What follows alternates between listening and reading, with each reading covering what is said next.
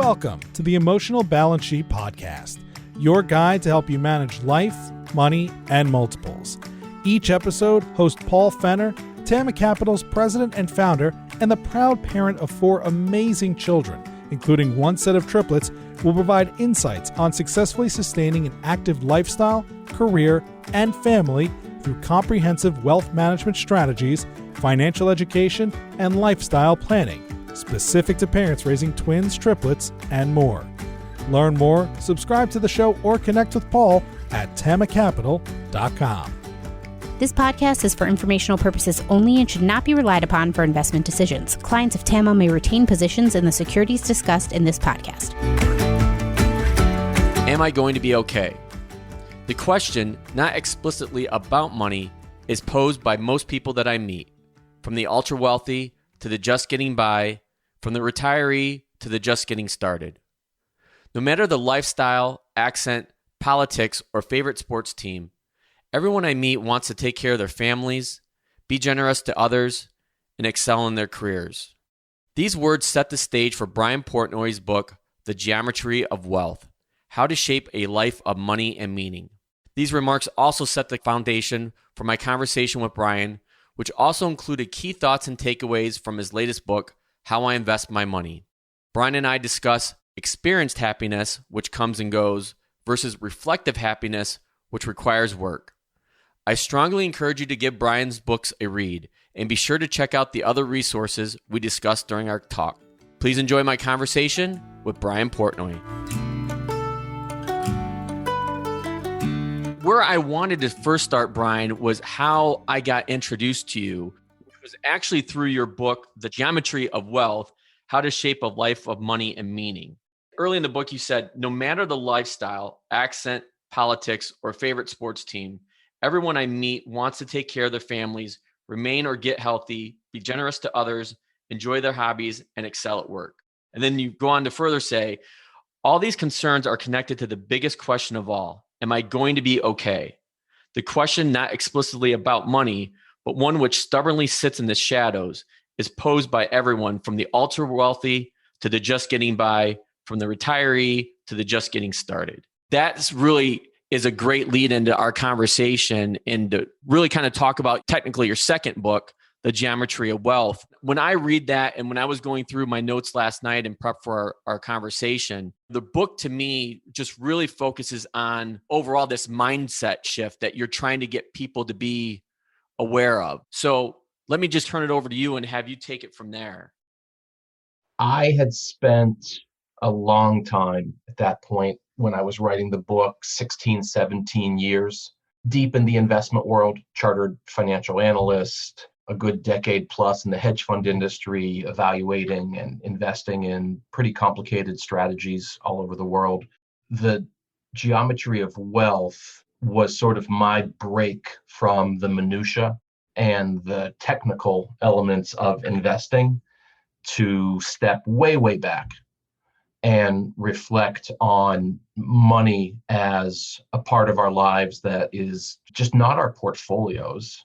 In fact, the portfolio and the investment philosophy is a relatively minor piece, but trying to understand, partly for professional reasons, but also for personal reasons. I'm a guy like anybody else trying to figure things out, the ways in which money influences how we interact with the world, how we interact with other people. And you don't even need to dig very deeply to recognize what an emotional topic this is. Just looking at the history of money going back only 5,000 or 6,000 years, it's just not the technical stuff that we learn in 8th grade, means of exchange, unit of account, store of value. It's also a conduit for how we interact with others, how we trust people, and in no small part, how we see ourselves from a perspective of status, self-worth, and things like that. So that passage you read, which is sort of from the beginning of the book, I wrote that in 2017 and my memory's not so good. I just wanted to set the table for a real conversation about those sorts of topics. You talk a lot about in the book, money life and a meaningful life. One of the things that you've become known as is this statement or belief of funded contentment. And I don't want to go there yet, but in the book, you really focus on the money life versus the meaningful life. In it, you use the circle, triangle, and square.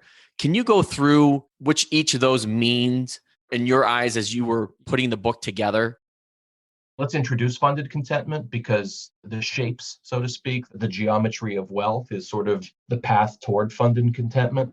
So we could dig deeper on it, but I'll just sort of put a plug in for now, which is that I make a distinction between being rich versus being wealthy. Rich is the quest for more, which is often unsatisfying for deep neurological, psychological reasons. Wealthy is the ability to afford a life that's meaningful to you. That is very subjective in its formulation. And I kind of capture that just with this phrase, funded contentment. And how do you achieve that? Or at least how do you work toward it and maybe achieve it for a bit of time before it fades away and you have to sort of recapture it? There's 3 steps. The first is to define your purpose in life, what's meaningful to you. The second step is setting priorities, both financial and non-financial. And the third is making decisions, sort of tactical, bottom up, lots of different dimensions to money life, like saving and spending and borrowing, as well as investing. And there's sort of a flow between purpose, priorities, and decisions that I set out. And one thing I did was try to capture that just through some very basic graphics. The geometry of wealth, circle, triangle, square, purpose, priorities, decisions. Purpose is a circle because we're always figuring it out. It's a round world. Who you think you are in your 20s probably isn't who you realize you are in your 30s. And then when you get into your 40s and 50s and 60s and 70s, at a certain point, you realize, oh, wait, this merry-go-round doesn't stop. Doesn't mean that you don't have principles or values or firm beliefs. At the same time, who we are in a noisy world is something that many of us are trying to figure out. The reason why the second stage priorities is a triangle is that there's 3 parts to it. And at a high level, our priorities are that number 1, we protect ourselves from an evolutionary point of view. We survive before we thrive. Step 1, protect.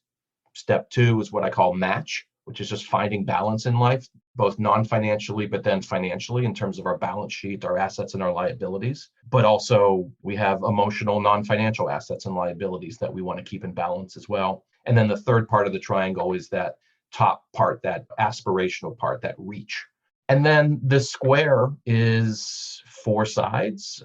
With investments in particular, I think there's 4 specific things that people need to do to set and manage expectations properly. I'm a big believer that simplification is a powerful and good thing to strive for. And look, there's a ton of detail and so many different branches to go down.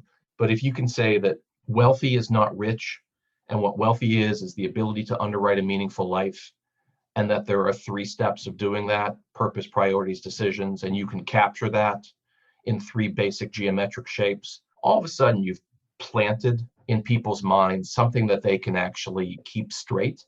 And if they want to dive into any particular dimension, that's great. You need to, because that top level barely captures anything. One thing our industry doesn't do very well is respect the consumer, respect the client. We tend to deliver tons of technical detail that no one really understands, including the person who's speaking it. And we engage in this ridiculous theater of finance professor and finance student in a financial advice context, when the teacher isn't really teaching and the student's not really a student, but everyone's sort of doing what they think they should do.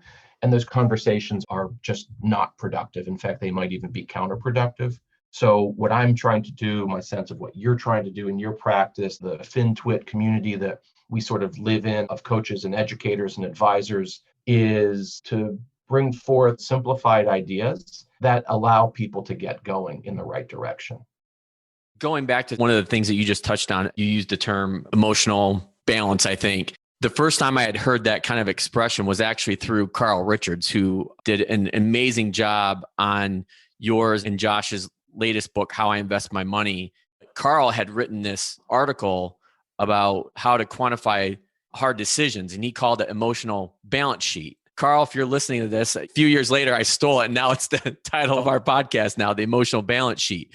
But for me, Carl was specifically talking about a husband and wife or a partnership trying to decide if one spouse should stay home or not. And that was at the time, something that my wife Teresa and I were really trying to reconcile. Should one of us stay home? And so that emotional balance sheet always resonated with me, because you have your assets, but you have all this emotional balance sheet and liabilities as well. And how do we manage that? How do we prioritize those other things in life that are more non-financial than financial? You're actually one of the springboards that 2 years ago, when I first read your book, that really propelled me to shift how I was working with my families and getting them to talk more openly about their purpose, their priorities, and how to make decisions. It's been a real pivot over the last 3 years. And one thing I'm really proud of in working with my families, and I owe a lot of that to people like you and to Carl and to Michael Kitsis. I can't thank you guys enough for the work that you've done and the leadership that you've provided within the financial community and trying to make this shift. Couple quick things. Number one, thank you. That's really meaningful to me. The work I'm doing now is a true passion of mine. I'm in my early 50s, and what I'm doing now, I really am bringing together my favorite stuff from the last 30 years. So the fact that it makes an impact in the world, it just means a lot. Two, Carl's been an inspiration to me. He knows that. We just wrote this book together. And so that was a thrill for my entire career. And then three, just thinking out loud about the supply and demand in the financial advice business for what you're providing, and at a different part of the food chain, what I'm providing, because I do think historically financial advisors were kind of straight down the middle of the fairway in terms of building an appropriate portfolio that's appropriate to someone's tolerance and objectives and time horizon and all that kind of stuff. If you don't mind me posing a question out loud, as you build your practice based on these ideas like an emotional balance sheet, do you sense that that's something that people wanted to have talked about for a long time and you're giving them permission? Or is it awkward for some where they're like, hey, dude, you're not my therapist. Can you just make me more money? How is it going for you? That's a great question. And I've wrestled with that over the years. And I've come to the point where when I'm meeting with people, whether they're new family office prospects or existing family office clients, I'm very forward in saying, look, our relationship is more than just about money. I'm going to want to get into your personal life. I'm going to want to know basically what makes you tick and trying to, again, figure out what you want, and not in a financial way. Most people, when they get to me, it's because of some life transition. Maybe they lost a job, had a baby, moved. And I think people underestimate the amount of life transitions that they go through and how often they occur. But it's something that some people are more receptive than others. And that's what I'm still trying to figure out, is how to make sure that I'm going about this in a way that makes people comfortable to where they're open to sharing. And I have families that's not what they want. That's not what they signed up for. And that's okay. I can still provide them value and help them with their needs and service them. Others are fully on board. 3 years later into this, is still more of a balancing act that I'm still trying to figure out. But as I move my practice forward and meeting new people, I'm very much at the forefront of saying, look, Tama, my family office is more than just putting together your portfolio or putting together a 25-page wealth management plan. Even though I do come back and summarize it, I do create a one-page plan for people, especially when they get into heated discussions about what they should be doing. It's more than that. People see the value in that and view me as an extension of their family. And when I use the term family office, when I say the word TAMA, most of my audience knows what TAMA means, but it's Teresa, Aiden, Madison, Mackenzie, and Andrew. It's literally my family. And so that's the type of environment that I'm striving to create, is this family where the people I work with, I'm a part of their family and they're a part of my family. One of the two things that you talk about in the book as well is what you refer to as experienced happiness and reflective happiness. You want to touch on that one? There's this big picture question that I think everyone grapples with, which is, does money buy happiness? And this question has been asked for millennia, going back thousands of years. The question's probably as front and center today as it's ever been, for a bunch of reasons that we don't need to get into, but we're sort of in an era where individual happiness is a really big deal. Arguably, it wasn't as big of a deal many, many years ago, but there's certainly kind of a culture and even a cult of happiness that affects all of us. To the narrower question of whether more money creates more happiness, if you review the science behind this, social psychology and other disciplines, a lot of the answer depends on how you define happiness, which that's fine to say. And you go to the thesaurus and there's like 19 different words for happiness. That can become a real mess trying to sort through all of that. So what I did in the book and the way I think about this generally is I coach advisors and their clients is just to say, well, let's just focus on two forms of happiness. One is sort of the day-to-day good mood, bad mood. That's what I call experienced happiness. Just going back 2,400 years with Aristotle and the hedonists and others debating what the good life is. The hedonists basically believe that happiness is captured by having more pleasure and less pain. And that's totally fine. You could not even have to treat that in a value-laden way. You could just say that that's one definition of happiness, which is more pleasure. But then there's this other form of happiness, and it's reflected partly in our brain chemistry, which is what I call reflective happiness, this deeper sense of meaning. I sometimes call it the step back. Every now and then you step back and you say, is this the life I want? Is there something better for me and the ones that I truly love? That distinction between the day-to-day, hey, I'm feeling pretty good versus I just stepped on a thumbtack type, am I happy or sad right now? Versus I have a broader sense of meaning in my life that I can really tap into, and that's a super positive source of energy for me. That's the distinction between experience and reflective happiness. And then that in turn maps differently onto our relationship with money. I think that ties back into how we started our conversation. And one thing that I've strived to do is try to help people figure out what enough is. Trying to define what that is very, very hard, because one of the other things that you touched on in the book that I highlighted, and I get this from Michael Kitces often, is that we are horrible at forecasting our goals and what makes us happy. And to me, I see that in my own life, in the lives of the 50 families that I work with currently, is it changes. I've seen people that I started working with that are, call it in that new and growing family segment, to now they're in the empty nester world. Their kids are grown and in college. I've seen that change and that development from one stage of life to another, and through heartaches and tragedies and triumphs and celebrations. It's always a moving target. And so that's when I come back to helping people, and to your point, setting priorities. I know you touched on this in the book as well, is that it's not just and or black and white. It's more of a range. And that's why I try to get people to think of it as a range and not just a singular bullet point, if you will. One of the big challenges to the financial advice business is that it's loosely framed nowadays in terms of achieving goals without there being much critical thought as to what a goal is, how do you achieve it, what's supposed to happen when you achieve that goal or fail to meet that goal.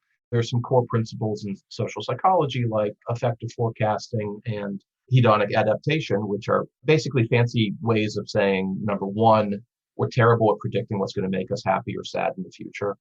And number two, when we achieve the things that we think are going to make us happy, we tend to be less happy for a shorter period of time than we would have predicted. It's a really good development that our industry over the last 15 to 20 years has evolved somewhat, not nearly enough, but somewhat away from beating the market, just having a bigger portfolio, to actually achieving goals. And there's some very core things that affect all of us in our life cycle: retirement, kids, homes. Those are the really big ticket items. And of course, you want to map your earning and your saving and your spending and your portfolio and ultimately your cash flows in order to be able to achieve those goals. That's totally fine. That's become a somewhat commoditized practice. Doesn't mean everyone's going to work with Vanguard advisory services. Most people are quite satisfied with their advisors, and most advisors retain their clients over long periods of time. But the fact is that there is another level at which, and it sounds like you're doing it and others we know are doing it, where this is beyond, okay, I need a certain number to retire at age 62, and instead ask, well, can I afford the life that I want Am I going to be okay? Big picture questions like that require a more qualitative and subjective treatment of what it is you're getting at. And one thing I've begun to say over the last few months as I think about some various things is that more is a number and enough is a mindset. And it's not that more is bad. More is good. Growth is good. I'd rather have $2 million than $1 million, all else equal. But it's easy to quantify, and you can sort of issue a report card on whether or not you have more. The psychological meaning of more is totally fraught and doesn't make us nearly as happy as we think it does, but whatever. You can say that 2 is greater than 1 and move on. Enough is not something that's quantifiable. It's something that you have to calibrate or find alignment with relative to what's important to you.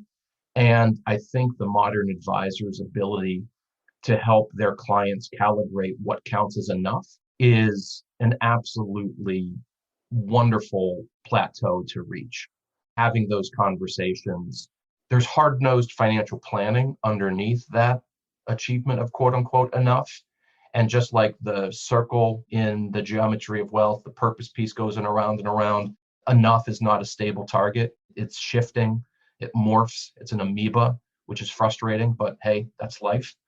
The advisor's ability to be engaged, not just with their direct client, but with the generations that are implicated by the work with that specific client, whether it be the parents, the adult children, the grandkids, whatever the framework is, that ability to navigate enough, both technically, but also philosophically, even theologically, super important. It's an area where the industry needs to improve. I want to go back to one last topic on the geometry of wealth before we move forward to your new book that you just actually touched on was mindset. And I know that you had a research in your book from Carol Dweck, who's leading expert in mindset. She's great. I read a lot of her work as well. And ironically, I was just having a conversation. It'll be episode 14 with Mike and Lindsay Dillon, who are clients of mine. Mike is associate professor at a university and Lindsay is a PA. And they ended up with over like $200,000 of debt, mainly student loan debt, to get through their graduate programs. In talking with them, they came to the realization one day where like they needed to make a change because they had no idea how they were going to pay off all this debt. And the one thing that Lindsay always came back to is just like, we sat together, me and Mike, and we talked about it and we went through a 2-step process. But before they even got to that 2-step process, which was A, figuring out where they were, and then B, figuring out a spending plan to go forward, they had to have a mindset shift. And I kind of pressed Lindsay on that because that's what people want to know. People want to know like how to change their mindset. And the research that you did through the book and your other work, can you enlighten us on how people go through this mind shift that can propel them from the depths of despair, if you will, to get them to the other side where they say, okay, I know that I need to do this. I'm bought in. A lot of things I focus on is trying to understand people's why. And when I can understand people's why and they can as well, then they can buy into the work that we're trying to do together. Life is a gift, and we have the opportunity to write our own story however we'd like. And yes, there are constraints and sometimes just insurmountable roadblocks. But in the context of the type of financial planning that we're talking about, people have choices. People can take personal responsibility. They are authors of their own story and editors. I don't have a pithy answer for how you change mindset. There's certainly plenty of great wisdom out there in terms of habits and habit formation, and leaving aside the connection between habit and mindset. I think there are ways to restructure your lives to create incentives or disincentives for good or bad behavior or conduct or attitudes. And that's a whole conversation. And people like James Clear and Atomic Habits, I mean, I think it's a brilliant book and just beautifully written and really good in that regard. But maybe I'll answer the question just with the word permission. I think because money is such a difficult topic for deep-seated emotional reasons, I think one of the values that financial advisors or planners or coaches can provide to their clientele is to give them permission to go there, to explore these issues. Why is this tough? What is the problem? And not just at the level of, oh, I've got 100,000 in debt and the interest rate is this and the schedule. Okay, that is a problem. And it's a problem that you can plug into a spreadsheet and try to solve it. But there are layers of depth to the problem in terms of how you got there. And giving clients permission in one way or another, in whatever personal style makes sense for you and for them, to begin to dig in as to why did they end up in the situation they did. And not just from I have too much debt, but even I have a lot of money now, and where is the gratitude and gratefulness for how you ended up in that spot? All of that is on the table with modern financial advice, but it doesn't just happen. It has to be delivered to the client in a way that makes sense for them. I realize that was a pretty loaded question, but that's in trying to help people figure out what enough is. That's a question I've been struggling to help people answer, is how exactly they change that mindset. And I think what you're talking about with habits, I know James Clear's book is great. Charles Duhigg is another great one in this field as well with habits. I think you did a great job there in summarizing and giving people permission. What I worry about with people that are paralyzed by the fear of the unknown and they don't reach out to somebody because they don't necessarily know where to start or how to think about that or give themselves permission. That's something I think everybody in the advisor field is trying to figure out, is how to help people get over that fear, because that's usually the step that prevents them from talking to any advisor, whether it's myself or Josh Brown or somebody at Ritholtz. It doesn't matter. It's always taking that first step is the hardest and the most challenging. And you're the expert. There's practical, technical issues with regard to saving and spending and debt and lots and lots and lots of endless detail. We can talk at a high level about meaning and purpose, but financial planning per se is a very specific set of skills that relate to investment selection and asset location and tax planning. And that's super important. And part of the bigger picture questions about how much is enough, and one notch more specific than that in terms of, do I have too much or too little debt, or those kind of things, those stem from a series of practical skills and tools that you've acquired that then you deliver to your client. And part of the value is being able to explain to the client what all of these things are. Number one, people don't know as much. And number two, maybe more importantly, they don't really care. And for as much as we find all of this, I think, fascinating, I have to accept that most people just don't care nearly as much as I do about the things that I care about. I think that goes back to the question you would ask me, is there are people that I meet that just are not interested. They want the bare bones basic, if you will, and that's okay. But I think there's a whole nother level of value that an advisor can provide. That's a good segment into pivoting to your new book with Josh Brown, How I Invest My Money. So if you can give us a little backdrop about the book, how you and Josh ended up getting together. And then I think it's a great story of how you pulled in Carl Richards as well to do the graphics.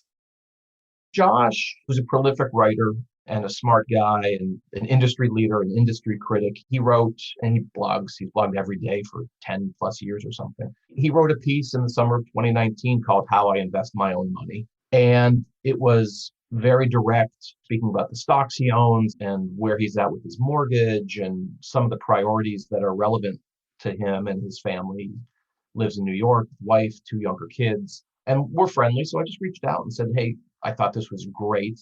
And we got to chatting and quickly acknowledged that it would be a great book project to get together a bunch of friends and peers from the industry who are money people. They're financial advisors or portfolio managers, but generally have some background and expertise in investing or personal finance, for people to tell their own stories, because we've got countless market wizards type books where fancy pants portfolio managers can tell you how they've conquered the world and delivered fantastic results and made killer trades and all that kind of stuff.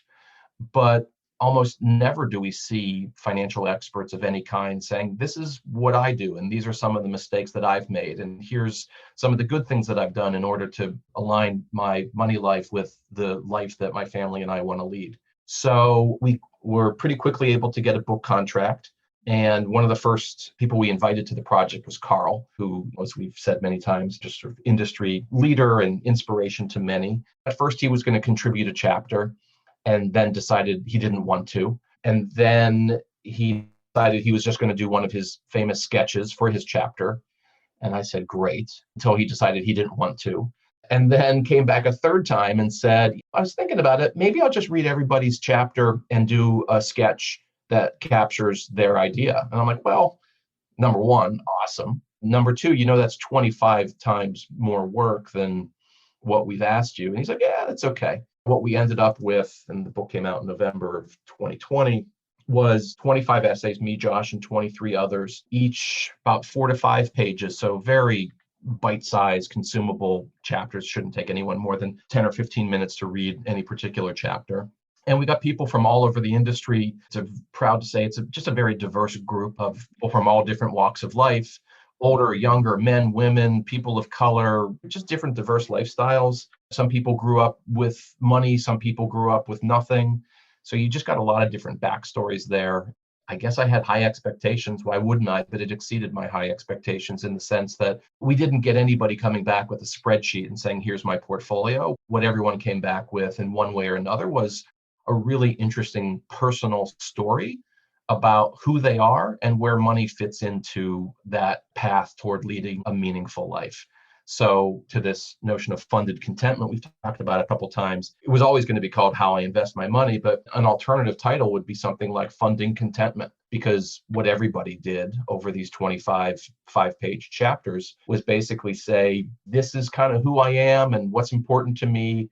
And these are some of the investments and saving and spending and borrowing decisions I've made in order to underwrite that life that I want.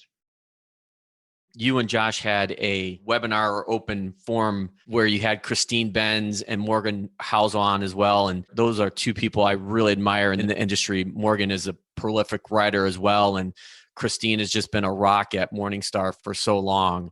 One last question on the book is, if you could take away one or two things from it that you maybe learned or gleaned from other people's story that would really worth sharing for the audience, what would one or two of those topics be? Probably the two things I'd flag are the first, there's no one right way to run your finances, but there probably is a right way in light of who you are, what you want to do, what you want to accomplish. So there's an orthodoxy out there that you could find in finance textbooks. You don't need to apply the orthodoxy from the University of Chicago economics department in order to manage your finances, quote unquote, properly. And the second thing I really want to emphasize is that money is an expression of our values and our identity. And if we don't acknowledge or at some point lose sight of that fact, we're leaving something really important on the table. Back to that notion that more is a number while enough is a mindset. I think we're all struggling and striving for achieving enough in life because you ain't taking it with you. So what do you want to do along the way? That mindset, leaving aside the role or value of financial advice, just you in your own head or with your partner or your parents or your kids or your community, recognizing that money is an inescapable part of life. It's neither holy nor profane.